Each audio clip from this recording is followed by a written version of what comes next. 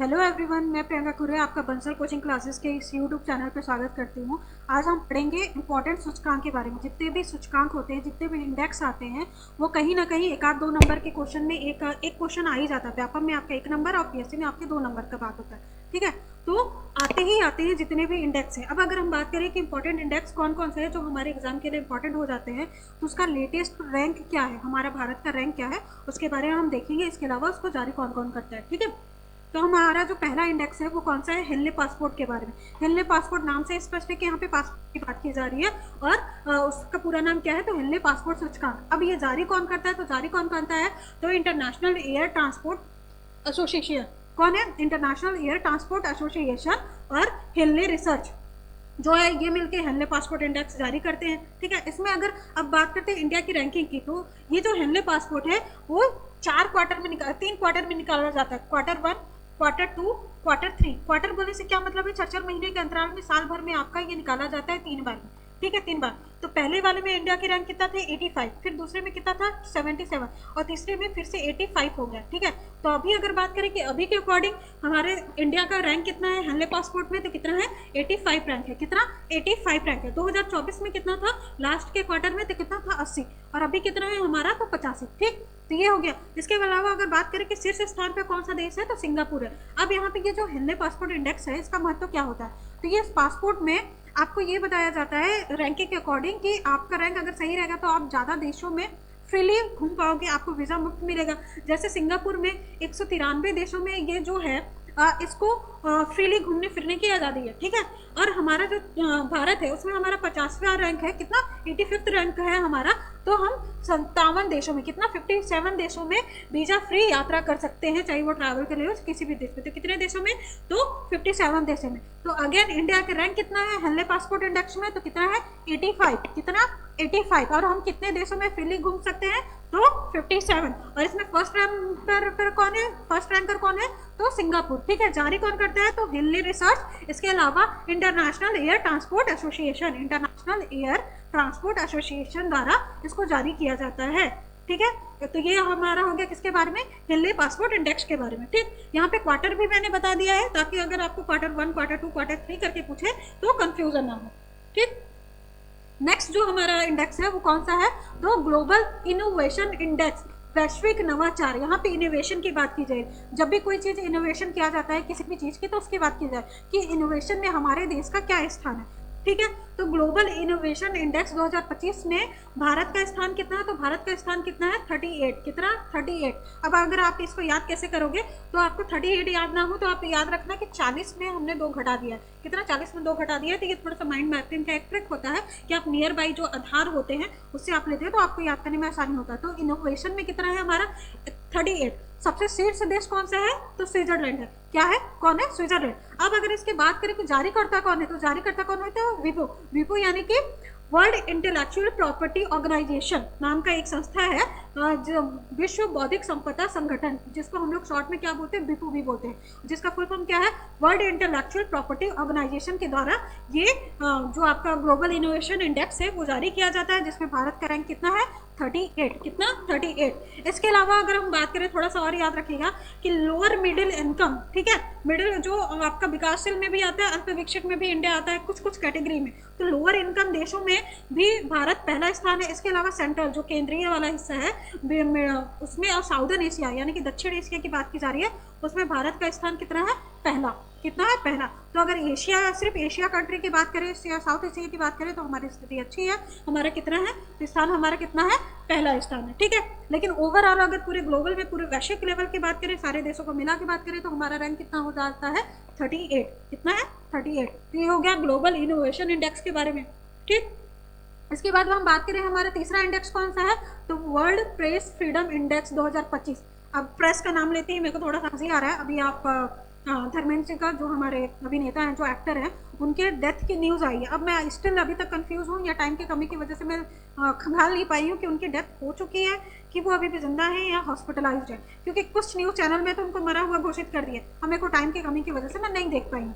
तो ये हो आज की हमारी प्रेस की स्थिति है, जो हमारे न्यूज़ चैनल है उनकी स्थिति है। ठीक है, तो उसी की बात की गई है कि ये जो प्रेस है, प्रेस वालों को कितना फ्रीडम दी गई है कि एक जिंदा इंसान को मुर्दा बता दे रहे हैं। तो उसमें हमारा जो है प्रेस फ्रीडम इंडेक्स में ये जो प्रेस स्वतंत्रता सूचकांक है, ठीक है, मीडिया वाले जो हैं उनका भारत का रैंक कितना है, ठीक है, या मीडिया को कितना फ्रीडम दिया जाता है हमारे गवर्नमेंट के थ्रू, तो उसके बारे में यहाँ पे बात की गई है। ये जारी करता कौन है, जारी कौन करता है ये रिपोर्ट, तो रिपोर्ट्स विदाउट बॉर्डर्स। क्या है रिपोर्ट्स विदाउट बॉर्डर, ये जो है इनके द्वारा ये जारी किया जाता है। शीर्ष देश इसमें कौन है, तो नॉर्वे है। नॉर्वे लगातार 9वीं बार शीर्ष देश पे बना हुआ है। वहाँ का जो प्रेस है उनको फ्रीडम दिया गया है, उनको फ्रीडम ऑफ स्पीच है, वो जो भी चीज़ें हैं न्यूज़ को बिना तोड़े मड़ोड़े जो ऑथेंटिक है उसको वो चीज़ वो लोग दिखाते हैं। अब अगर भारत की रैंकिंग की बात करें तो 180 देशों में हमारा कितना है, 151, कितना है 151 रैंक है 180 देशों में, ठीक है। तो कहीं ना कहीं हमारा जो प्रेस है उनको फ्रीडम नहीं दी जा रही है, या वो पॉलिटिकल पार्टी के प्रेशर में आके या फिर अन्य चीज़ों के उसमें आके अपना सही से रिपोर्टिंग का काम नहीं करते, वो कहीं ना कहीं दबाव में आके काम करते हैं, चाहे अपने मालिक के, अपने जो प्राइवेट सेक्टर है तो अपने मालिकों के, या आपके जो भी हमारे नेता होता है, जो गवर्नमेंट है उसके प्रेशर में आके उन्होंने वो रिपोर्टिंग करते हैं। अब उनको इतना उनके ऊपर दबाव है कि उनकी रैंक इतनी गिरी हुई है, 151 रैंक उनको दिया गया है, कितना 151 रैंक, इसके बावजूद वो दिखा रहे हैं जिंदे इंसान को वो मुर्दा साबित करते हैं। तो अब आप समझ सकते हैं कि जब उनको और दिया जाएगा तो क्या, हालांकि प्रेस को फ्रीडम देना चाहिए ताकि आपको ऑथेंटिक और रियल चीज़, आपको जो ग्राउंडेड चीज़ें हैं, आपको रियल जो डेटा है वो आपको मिल सके, ठीक है। अब ये तो बात करेंगे तो 2025 की बात होगी, 2025 में 151 रैंक है। 2024 में कितना रैंक था, तो 159, कितना था 159। तो 159 के अकॉर्डिंग देखें तो हमारा रैंक थोड़ा सा सुधरा है, थोड़ा सा ही सुधरा है ना, ठीक है। बट अभी भी कितना है, प्रेस की बात करें तो 151। हेल्थ पासपोर्ट में कितना देखा हमने, 85 देखा। फिर इनोवेशन में हमने कितना देखा, 38 देखा। इसके बाद अभी प्रेस फ्रीडम सूचकांक में कितना है, तो 151 है। तो आप ऐसे अगर माइंड मैपिंग लेके चलते रहोगे तो आपको इजिली याद हो जाएगा। हेल्थ पासपोर्ट में हमने कितना देखा, 85। फिर हमने इनोवेशन जो ग्लोबल इनोवेशन इंडेक्स में कितना था, 38। इसके अलावा भी हमारा क्या है, वर्ल्ड प्रेस फ्रीडम इंडेक्स, इसमें कितना है हमारा, 151, ठीक। तो ये हो गया हमारा तीसरा इंडेक्स। चौथा इंडेक्स क्या है, ग्लोबल जेंडर गैप इंडेक्स। क्या है, global gender gap. Gender gap से ही यहाँ पे समझ में आ रहा है कि जो मेल फीमेल होते हैं उनके बीच में जेंडर गैप क्या है, कितना है, कितना ज़्यादा रेशियो है उनके बीच में, उसकी बात की जा रही है जेंडर गैप सूचकांक के बारे में। तो इसका जारी करता कौन है, तो वर्ल्ड इकोनॉमिक फोरम, WEF, ठीक है। ये पूछता है कि ग्लोबल जेंडर जो है गैप इंडेक्स है, ये कौन लाता है, तो कौन लाता है, तो ग्लोबल इकोनॉमिक फोरम, ठीक है। इसमें शीर्ष स्थान पर कौन है, तो आइसलैंड। हालांकि ये बहुत रेयरेस्ट केस में जब आपकी किस्मत खराब रहती है तब पूछा जाता है, या स्टेटमेंट वाले क्वेश्चन में आता है कि शीर्ष देश पे कौन सा देश है, तो कौन सा देश है, तो आइसलैंड, ठीक है, जेंडर गैप में, ठीक। फिर इसके अलावा भारत की रैंकिंग की बात करें तो भारत की रैंकिंग कितना है, तो 131, कितना है, 131। कितने देशों में, 148 देशों में, 148 देशों में हमारा स्थान कितना है, 131, ठीक है। फिर दक्षिण एशिया में सबसे कम हमारे यहाँ जेंडर गैप देखने को मिल रहा है, मतलब कि ठीक ठाक स्थिति पे है। रैंक कितना है, 131। अभी हमने फिर से अगर मैं रिवाइजन करवाऊँ तो हेनले पासपोर्ट में हमने कितना देखा, 85 देखा। फिर कितना था, इनोवेशन में 38 था। फिर प्रेस फ्रीडम में कितना था हमारा, 151 था। अब कितना है, जेंडर गैप में कितना है, ग्लोबल जेंडर गैप में तो 131, कितना है, 131। तो ऐसे 2-3 बार अगर आप रिपीट करोगे तो आप फिर कभी नहीं बोलोगे और ना ही कंफ्यूज होगे, ठीक। तो ये हो गया ग्लोबल जेंडर गैप इंडेक्स के बारे में, वर्ल्ड इकोनॉमिक फोरम द्वारा जारी किया जाता है। अब है पांचवा ह्यूमन डेवलपमेंट इंडेक्स, HDI। क्या बोलते हैं इसको, HDI, जो इकोनॉमिक ग्रोथ का सूचक होता है। क्या, इकोनॉमिक ग्रोथ का सूचक होता है। ये हमारी इकोनॉमिक ग्रोथ कि जो हमारा PCI, प्रति व्यक्ति आय है, वो कितना ज़्यादा है, ठीक है। तो इकोनॉमिक ग्रोथ को दिखाता है, इकोनॉमिक डेवलपमेंट को दिखाता है। ह्यूमन डेवलपमेंट इंडेक्स 2025, जिसको हिंदी में मानव विकास सूचकांक भी कहते हैं। अब ये जारी करता कौन है, तो UNDP, united nation development programme के द्वारा ये रिलीज किया जाता है, ठीक है। ये कब से रिलीज करना शुरू किए हैं, तो वर्ष 2010 से। कब से, 2010 से शुरू किया गया है। इसके बाद जो पाकिस्तानी अर्थशास्त्री महबूब करके भी और हमारे जो भारत के थे उनका नाम आता है, उन्होंने ये शुरू किया था। अब इसके बाद इसके क्राइटेरिया की बात करें तो क्राइटेरिया 3 इंपॉर्टेंट क्राइटेरिया हो जाते हैं। अगर हम बात करें कि वो क्राइटेरिया कौन कौन सा है, तो आपका एक आता है PCI, यानी कि पर कैपिटा इनकम, प्रति व्यक्ति आय। फिर आपकी बात की जाती है लिटरेसी रेट की, लिटरेसी रेट साक्षरता दर की बात की जाती है कि साक्षरता दर कितनी है, ठीक है, किसी देश की।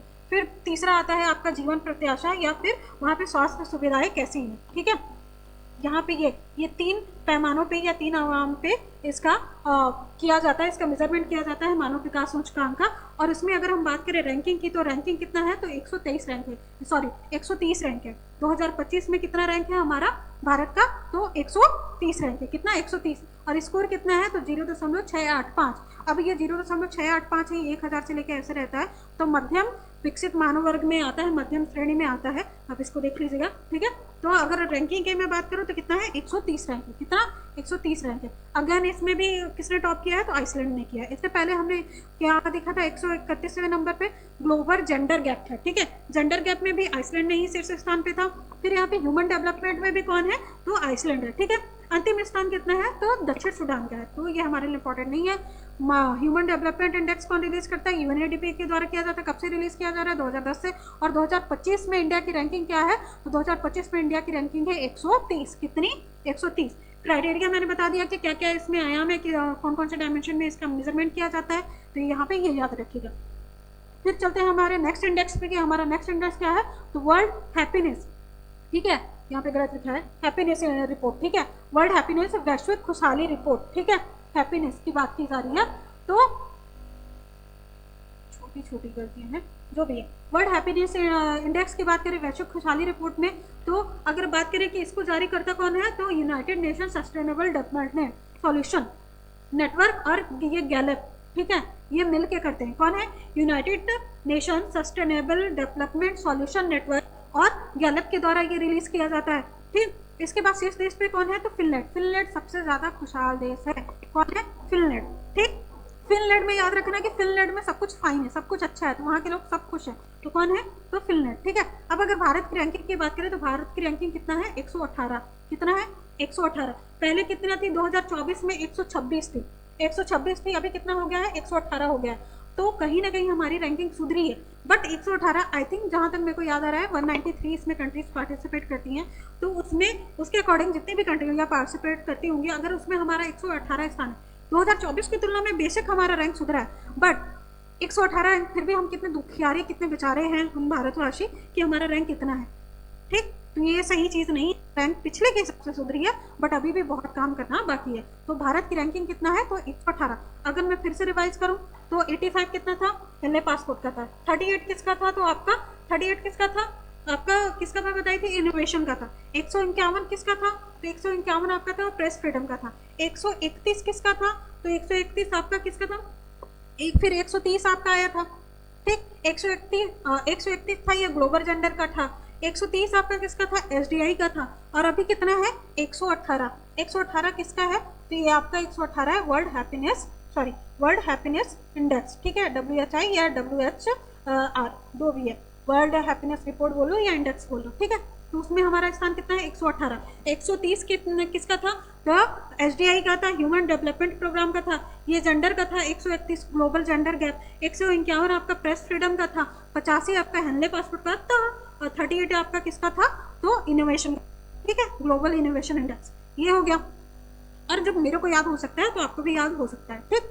अब ग्लोबल पीस इंडेक्स की बात करें, यहाँ पे पीस की बात की जाए, शांति सूचकांक की बात की जाएगी, वैश्विक शांति सूचकांक, इसको कौन जारी करता है तो institute for economic and peace, कौन इंस्टीट्यूट जो संस्था है इंस्टीट्यूट ऑफ किसके लिए है इकोनॉमिक एंड पीस, वो इसको रिलीज करता है। और शीर्ष देश कौन है तो आइसलैंड, कौन है आइसलैंड, ठीक है। आइसलैंड किसके लिस्ट में शीर्ष देश पे था, आइसलैंड आपका ग्लोबल जेंडर गैप इंडेक्स में शीर्ष देश पे था, इसके अलावा एसडीआई में शीर्ष देश पे था, और अभी किस पे आ गया है पीस पे भी। हैप्पीनेस में फिनलैंड है, हैप्पीनेस सब कुछ फाइन है तो कौन है फिनलैंड, और पीस में अगेन कौन आ गया है तो आइसलैंड है, कौन है आइसलैंड, ठीक है। भारत की रैंकिंग कितना है तो भारत की रैंकिंग इसमें 115 है, कितना 115। वर्ल्ड हैप्पीनेस में हमारा कितना है, वर्ल्ड हैप्पीनेस में हमारा 118 है, हैप्पीनेस की बात करें, और पीस में हमारा है 115, ठीक है।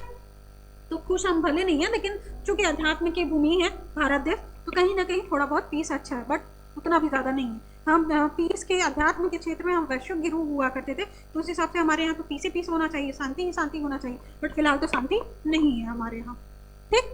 तो 115वां रैंक है। अब बात करें कि सस्टेनेबल डेवलपमेंट इंडेक्स 2025 सतत विकास लक्ष्य सूचकांक में भारत की स्थिति क्या है। सस्टेनेबल डेवलपमेंट या सतत विकास, तो आपको पता होगा 2030 तक का लक्ष्य था कि 2030 तक ये सतत विकास लक्ष्य को करना, और उसके अगर देखें कि कितने क्षेत्रों पे काम करना था तो 17 क्षेत्र थे, ठीक है। ये सतत विकास की बात, सतत विकास बोलने से मतलब क्या है कि जो भी पर्यावरण रिसोर्सेस है उसका उपयोग करके हम फ्यूचर के जनरेशन के लिए भी रिसोर्स का कम दोहन, मतलब कि हम अभी जितना दोहन कर रहे हैं उसको थोड़ा कम करें ताकि फ्यूचर की जनरेशन के लिए भी बच सके, उनके लिए भी रह सके, क्योंकि जो हमारा पर्यावरण रिसोर्सेज है, जो चीज़ें हैं, प्राकृतिक धरोहर है, वो हमारी बकौती नहीं है, ठीक है।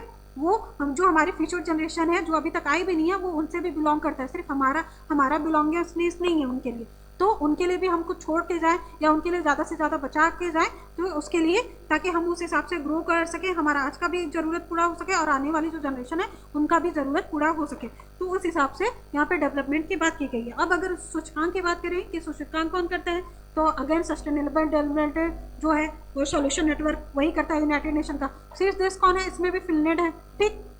फिनलैंड किस में था, हैप्पीनेस में था।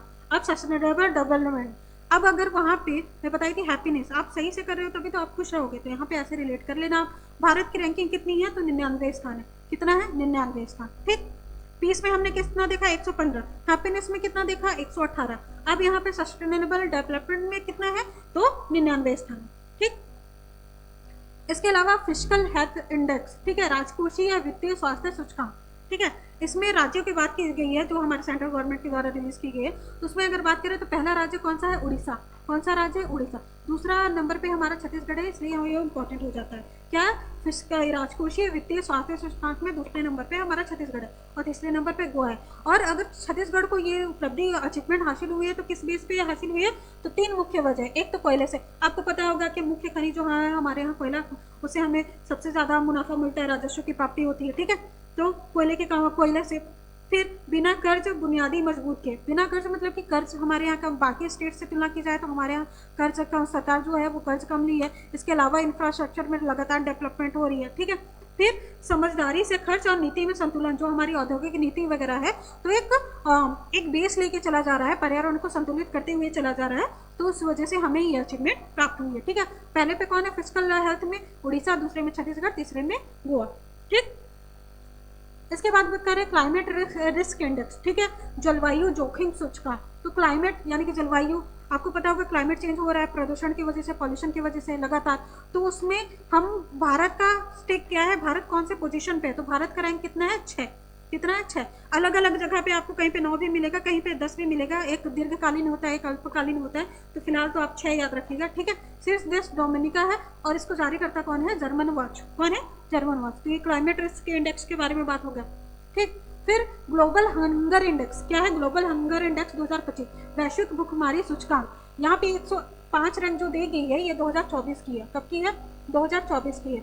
2025 की जो रैंक है वो आपका 102 है, कितना, 102, अगेन 127 देशों में, कितना, 127 देशों में, तो हमारा रैंक कितना है, 102, इसको अपडेट कर लेना, ठीक है, 102। अब लास्ट में 2024 में कितना था, 105, तो उससे 102 है तो थोड़ा सा ठीक। स्टिल हमारा जो स्कोर है उसमें 25.8 समथिंग स्कोर हुआ है, जो कि गंभीर स्थिति को दिखाता है कि भारत अभी भी भुखमरी सूचकांक में गंभीर स्थिति पे है, भारत में बहुत ज़्यादा भुखमरी है, ठीक है। जारी करता कौन है, तो क्वेश्चन वर्ल्ड वाइड है, ठीक है। शीर्ष देश कौन सा है, बेलारूस है, और भारत की रैंक कितना है, तो 102 है, स्कोर कितना है, तो 25.8, और भारत की स्थिति तो गंभीर स्थिति में दिखाता है, ठीक है। तो ये ग्लोबल हंगर इंडेक्स के बारे में। इसके अलावा अगर ग्लोबल हंगर इंडेक्स के बारे में हम अगर और बात करें तो आप देखोगे कि आता है एक मेल न्यूट्रिशन, जो कुपोषण की स्थिति है उससे। इसके अलावा फिर आपका चाइल्ड स्टैंडिंग, चाइल्ड वॉस्टिंग, 3-4 ऐसे क्राइटेरिया होते हैं जिसके आधार पर इसको मापा जाता है कि वहाँ पे भुखमरी की क्या स्थिति है, ठीक। तो ये इंपॉर्टेंट हो जाता है। फिर है करप्शन परसेप्शन इंडेक्स, ठीक है, CPI, करप्शन परसेप्शन इंडेक्स, भ्रष्टाचार धारणा सूचकांक। अब भ्रष्टाचार के मामले में अब उसका क्या ही कहना, तो उसको जारी करता कौन है, तो ट्रांसपेरेंसी इंटरनेशनल, ठीक है, वो जारी करते हैं। शीर्ष देश पे कौन है, डेनमार्क, और भारत की रैंकिंग क्या है, तो 96 रैंक है, क्या है, भारत की रैंक 96 रैंक है, ठीक है। किसमें, भ्रष्टाचार सूचकांक में भारत की रैंक कितनी है, 96 रैंक है 180 देशों में, ठीक। इसके बाद इकोनॉमिक फ्रीडम इंडेक्स 2025 में आर्थिक स्वतंत्रता सूचकांक, ठीक है, इसमें जारी करता कौन है, तो हेरिटेज फाउंडेशन। शीर्ष देश कौन में है, इकोनॉमिक फ्रीडम से मतलब कि आपके यहाँ जितना भी जो भी आपका प्रति व्यक्ति आया है, जो भी पैसा आ रहा है, आप कितना फ्रीली आप इन्वेस्ट कर पा रहे हो, खर्च पा रहे हो, गवर्नमेंट का कितना दबाव नहीं है से, ठीक है, उसके बारे में है यहाँ पे, तो ये इकोनॉमिक फ्रीडम हो जाता है। शीर्ष देश कौन है, हांगकांग, और भारत की रैंकिंग कितना है, तो 128, कितना है, 128, कितना, 128, ठीक है। इसके अलावा ये हो गया हमारा 14 सूचकांक था। मिलने मिले जो इंपॉर्टेंट, जितने जो कि आपको भूलना ही नहीं है, ये जितने 14 इंडेक्स मैंने बताए हैं, इन इंडेक्स में जितने भी रैंक हैं उसको आपको बाई हार्ट याद रखना है। इसके अलावा कोई आता है तो या तो बनेगा तो सबसे, या तो नहीं बनेगा तो किसी से भी नहीं, बट ये आपसे नहीं छूटना चाहिए। अगर ये एग्जाम में आता है तो इसको आप बार बार रिविजन कीजिए, देखिए, या तो नोट कर लीजिए या स्क्रीनशॉट ले लीजिए, या दोबारा वीडियो पे भी आप आके देख सकते हो। तो ये हमारे इंपॉर्टेंट इंडेक्स हो गया जो कि आपके व्यापम और CGPSC एग्जाम के लिए इंपॉर्टेंट हो जाता है। इवन तो आप नेशनल लेवल का भी, सेंट्रल लेवल का भी कोई एग्जाम देते हो तो उसमें भी ये इंपॉर्टेंट उतने ही काम करेगा। ठीक है, तो चलिए मिलते हैं अपने नेक्स्ट सेशन में। Thank you so much.